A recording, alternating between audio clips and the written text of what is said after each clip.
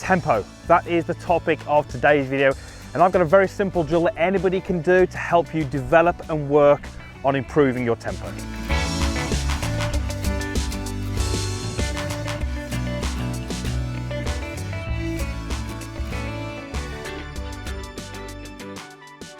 Tempo.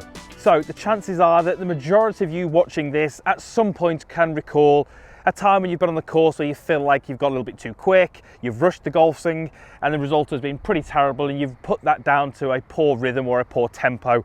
And that certainly can be the case, and it often changes when the environment changes, maybe a competitive round of golf or a shot or a hole where you're under pressure or whatever it may be, but that situation, that environment can often change the tempo and the resulting shot is poor. So in this particular video, very, very simply, you're just going to learn how to control and what I call own your golf swing, and how a little drill that you can do in practice can really help you do that.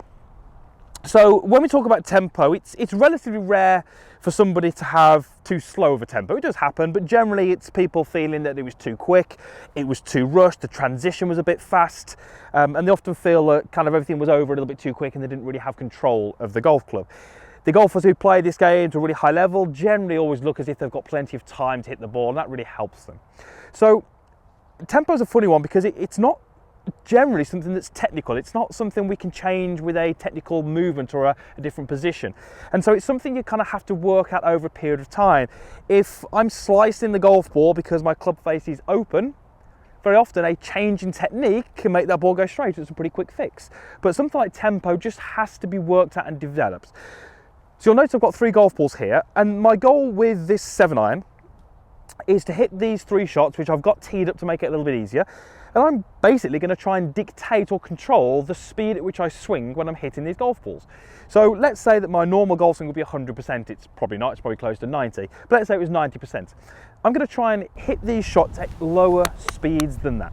So this first one, I'm going to try and predict the speed. So let's say I'm going to go for, let's say, 70% speed.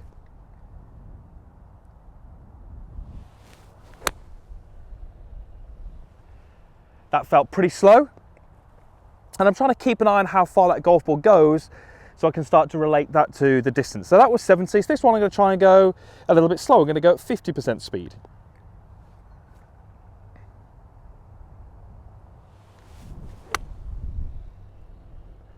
Okay, and notice that these swings are still full in length. They're still completely follow through. Everything's working the same. They should look fairly normal. It's just the speed that's different. Now this one's difficult. This one's going to be probably no more than about 60 yards. I'm going to try and go around about 20-25% of my normal speed. This one's actually more difficult.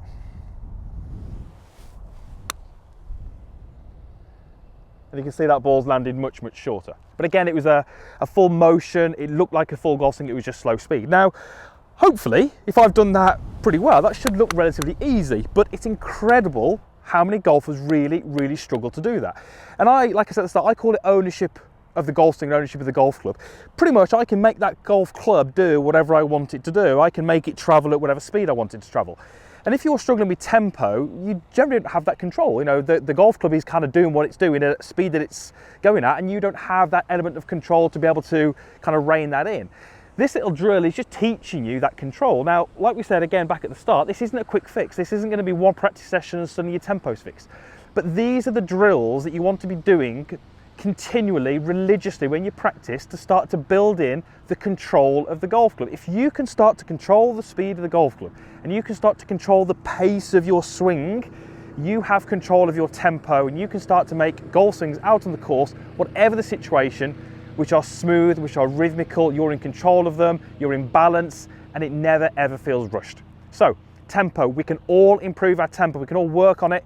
It just takes a couple of skill development drills like this one, and you can start to eliminate those rushed golf swings, those panicky golf swings, which will give you those terrible results out on the golf course. And they're very often when you need them the most, because it often happens when the pressure situations arise. So thank you very much for watching. Quite a simple video, but something that I think can really help lots of you out there improve your overall game.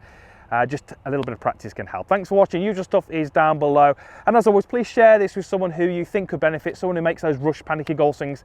Let them share this video and hopefully it can help them. I'm sure they'll appreciate it. Thanks for watching. Usual stuff, as I said, below. And hopefully we'll see you back here again for a future video.